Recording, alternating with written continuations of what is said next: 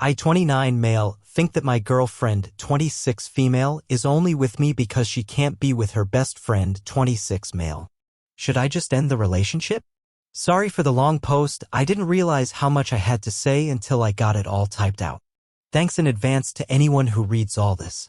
I've been with my girlfriend Jordan for a little over 2 years, we live together and we have 2 cats. Up until this weekend I genuinely thought everything was perfect in our relationship, which I know is what everyone says in these posts, but I really was thinking that I was going to ask her to marry me sometime in the next year. We don't ever get into arguments, Jordan is very sweet and easygoing and normally we just mesh well on everything. Honestly, if everything in our relationship hadn't been so good up until now I probably would have just broken up with her this weekend. But because things have truly been so perfect, I'm not sure if maybe I'm jumping to the wrong conclusion about what to do because my feelings got hurt. The other person who's important in this story is Jordan's friend Mark. She's known Mark for their whole lives because they both grew up in the same small religious community. Jordan isn't part of that religion anymore. She decided to leave the church when she was I think 19 and moved to the state that we live in now. Mark still is in the religion and apparently takes it really seriously. I'm told he now works for the church back in Jordan's hometown.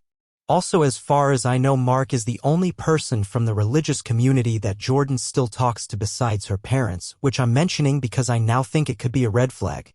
So on Saturday, I met Mark for the first time because he was in our city and Jordan wanted us all to have dinner together. At this point, I want to say, I will admit that when we were first dating and I found out that Jordan had a best friend who was a guy, I didn't really like it, especially because it seemed like they were on FaceTime with each other a lot. But since it was a childhood friend and they mostly didn't see each other in person, I just trusted Jordan that Mark was only a friend and didn't let it bother me, and eventually I got over it. So when we were going to dinner, I wasn't jealous or suspicious of Mark at all. If anything, I was somewhat excited to finally be meeting him since I've been hearing about him for 2 years. But then the way Jordan and Mark acted at dinner is what convinced me that there's something going on there other than just being best friends. I honestly don't even know how to describe it except to say that I've never seen 2 people act more obviously like they were in love with each other. They literally would not stop touching each other, they were constantly touching each other's arms and shoulders, and at some points they were actually even holding hands. They completely left me out of the conversation and were laughing about inside jokes, and every time they'd laugh they'd do this thing where they put their foreheads together, or that was when they'd be holding hands. And then also they were just looking at each other in a way that I didn't feel comfortable with at all. It was honestly even worse than the touching. It just wasn't how anyone would look at somebody they're supposedly just friends with. I'm 100% sure that every stranger looking at our table thought that Jordan and Mark were the couple and that I was her brother or something. I felt like a third wheel the whole time, and Jordan didn't even notice how awkward she was making it for me because she was way too focused on Mark and all the attention she was getting from him. And that's really not like Jordan at all. Usually she's a lot more considerate and would notice immediately if I wasn't having a good time or if she was accidentally being rude and excluding someone at the table. So it was genuinely really jarring to be sitting there with her and Mark and basically feeling like I didn't know my girlfriend at all. It was like he turned her into a completely different person who didn't even care that I was alive. So finally at one point when Jordan got up to go to the bathroom, I just said to Mark, "So are you into my girl or what's going on here?" Mark, "Nothing's going on at all. That ship sailed a long time ago." Me, "What does that mean? Did you guys date at some point?" Mark, "No, we never did. And then when she left the church, we both knew it meant that we were never going to. And we've accepted being in each other's lives as friends. There's nothing else going on at all." Me, "That makes it sound like the only reason you're not together is because she left the church." And all Mark did was shrug. Me, "Well, what if she came back to the church? Would you marry her?" Mark, "Oh, she's not going to do that. You might as well ask what would happen if a bicycle had 6 tires. And so then when Jordan came back to the table, Mark said to her, "Opie wants to know if we'd be married if you weren't a godless heathen." Jordan, "Why, did you 2 call your mom while I was gone?" And then she and Mark both just laughed about it and changed the subject.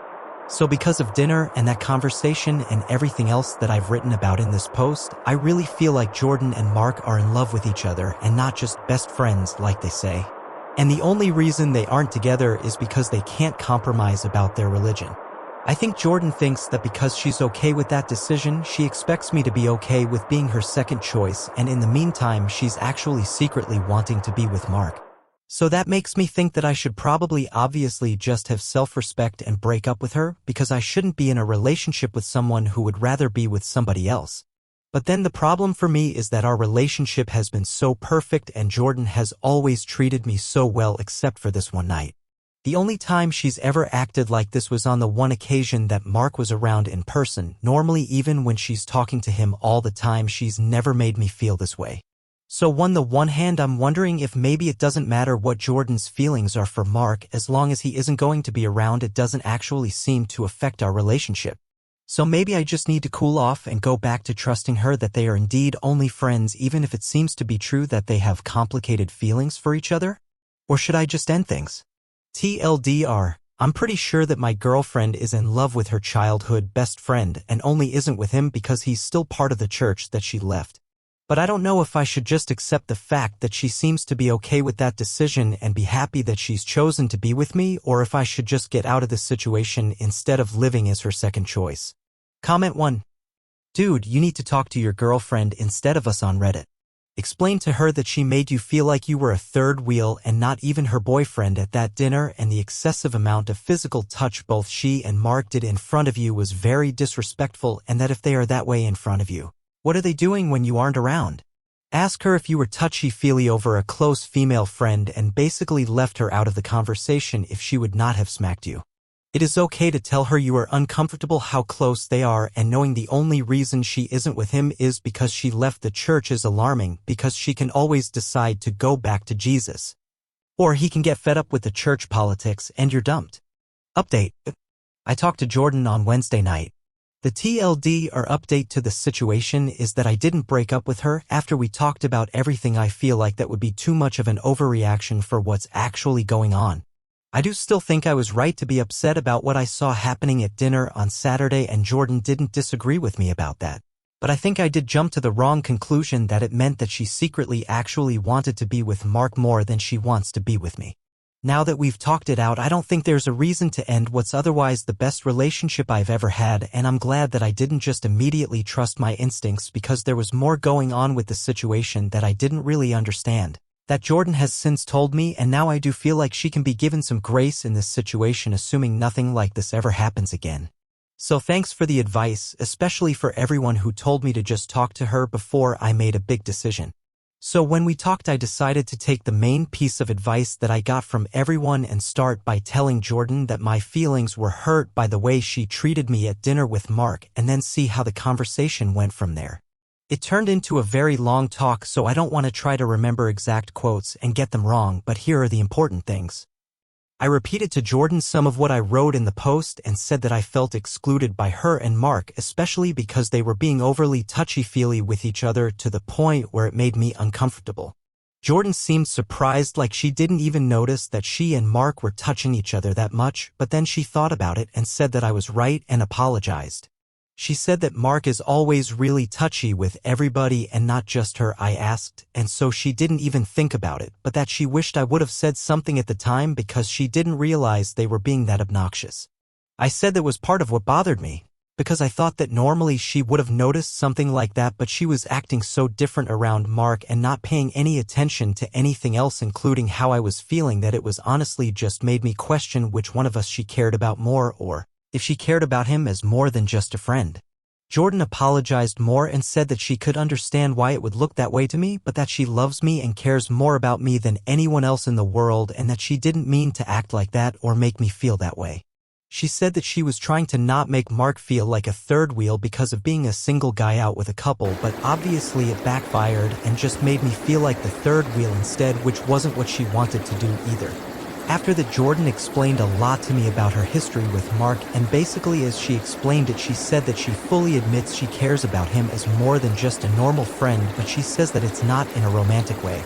She said that's why she always specifically refers to him as her best friend and not just as her friend, and said that she would use the phrase, "he's like my brother," if it weren't for the fact that she once had an actual brother, RIP. So she won't use the phrasing for anyone else. According to Jordan, the main thing that happened to make her and Mark so close was that when she was 17, she tried to kill herself, and that was actually when everyone else in the community stopped talking to her and Mark was the only person who didn't. For the next couple of years until she moved, he was literally her only friend, and she said that he checked on her every single day to make sure she stayed alive, which is also when they got into the habit of talking on the phone so much. And also apparently during this time Mark's parents thought they were dating and made a big deal about how they shouldn't be, and that's why she made that remark during dinner. Apparently calling Jordan a godless heathen is something that Mark's mom said.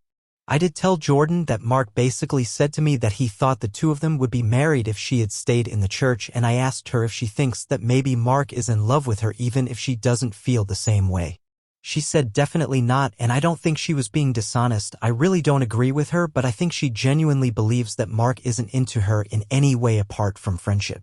Her opinion of this situation is that she also thinks she and Mark would eventually have gotten married if she had never left the church or moved.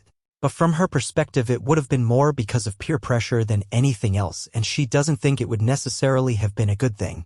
She thinks Mark was just being honest about that, and that possibly from his perspective he thinks he and Jordan would have made a good couple, but he's probably thinking that because he's just assuming that in that scenario she'd be the perfect church wife, so there's no reason why they wouldn't be a good couple. But then the big thing that happened at the end of the conversation is that Jordan told me that Mark is coming back through our city on his way home from this trip, and so she was going to invite him to hang out with the two of us again. But she said that if I'm going to be uncomfortable with him around, then she won't ask him. A lot of people were saying that if she didn't offer to cut contact with him or to cut down on contact with him, it meant that she valued him over me. So the fact that she brought up on her own that she wouldn't invite him to dinner with us again because I didn't like it seemed like a really good sign to me. Based on everything else that she said, I do understand why she didn't offer to totally stop being friends with him, and I wouldn't expect her to after what she told me about what happened when she was a teenager.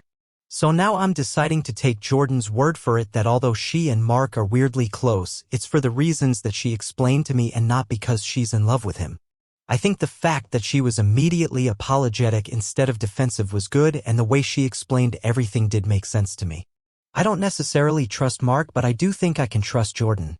But I'm going to watch and see if it seems like she's still talking to him as much as she used to, or if anything changes or sounds different. I'm not going to be controlling and tell her that she can't talk to him or that she has to talk to him less, but I want to see if me talking to her about all of this causes her to act any differently at all. I'm kind of thinking she might realize on her own that the way Mark acts towards her actually does seem like he likes her as more than a friend now that I've brought it up, but I don't know. It could be that things just go back to exactly the way they were before, and I won't know if anything has actually changed until the next time Mark is around in person, but I don't think that's something I should keep worrying about before it happens. Comment 1. Holding hands with your opposite-sex friend and pushing your foreheads together in front of your monogamous partner is wild, but you do, homie. Comment reply, yeah, even I was like WTF. But it's not outside the realm of possibility that she's just being friendly and he's deeply in love with her still. I have known many circumstances where the girl thinks the guy is just being friendly and the guy is just trying to smash. It's possible, but I would still be suspicious. OP. Do your due diligence and dig up whatever you can. Update 2. I apologize if this isn't right. I've never tried to post to my profile on here before, but a lot of people wanted an update and I don't think I'm allowed to post to the original subreddit. The situation seems pretty resolved now after Mike and Jordan had an argument over everything and are no longer friends. What happened was that after Jordan told Mark we weren't available to hang out when he came back through our city, he blamed me, saying that he could tell Jordan was only saying no to hanging out because I had a problem with him.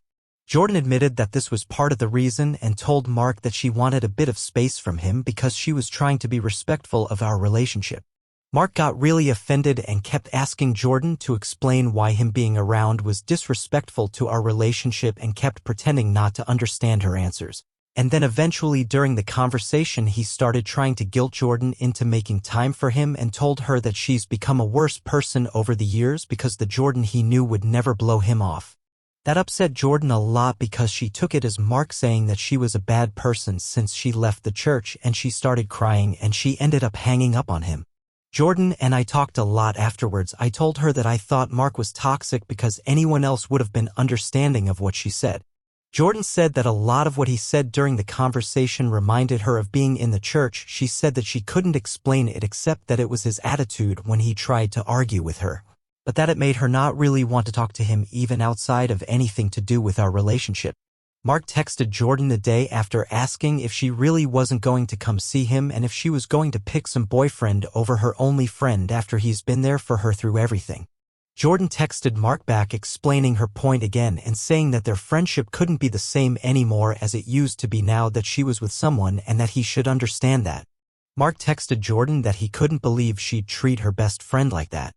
Jordan tried to text Mark saying that a friend wouldn't be guilt-tripping her, but it turned out that he had blocked her number. After that, Jordan was feeling like she'd done something wrong and was too mean to Mark, but she and I talked about it again and she realized that she was right to not want to be friends with Mark if he's going to treat her like she owes him loyalty. Jordan then blocked him back, including on all her socials, so that if later he changes his mind and tries to apologize, she can ignore him. A couple of weeks went by, and while I'll admit I was pretty happy about not hearing from Mark, Jordan was really bummed about how everything ended. She said that although she saw now that Mark isn't a good person to have in her life because of his reaction to her trying to set a boundary, she still felt sad and abandoned, and it was bringing back a lot of the same feelings as when she was a teenager and her other church friends all turned their backs on her. So at this point I asked her if she's ever thought about going to therapy for religious trauma, and she said she'd gone for a few months when she first left the church, but the therapist wasn't really helpful. I suggested that maybe it would be a good idea to try again with a better therapist because it sounds like all this stuff still bothers her a lot, and Jordan agreed with me and decided to make an appointment. She's had a couple of therapy sessions that she says so far are good, but I don't really ask her for any details on what they talk about, so I can't really update on that part of the situation. Comment 1. Mark sounds toxic at this point. He sounded iffy before, honestly, with the way he was so positive he would have been with Jordan, but this is not the way you treat someone who is supposed to be a friend. He wants to be her number one friend, then he should try actually being a friend and listening. I assume he isn't because in his religion the man is supposed to speak and the woman is supposed to listen. Yes, tell Jordan to try a different therapist. If the therapist isn't working for her, that just means she has the wrong therapist. She can find a good one, and I really hope she does. Comment 2. I've been reading these posts since it first came out, and it sucks that it had to turn out this way, but I think it's for the better. Especially the part of her going back to therapy too. Does she have other new friends not related to the church that she can rely on too? Her having her own support system that is separate from you and Mark could also help her. Anyways, wishing you all the best. Jordan seems like a very lovely girl, and I'm glad you both are going strong outside of the trauma.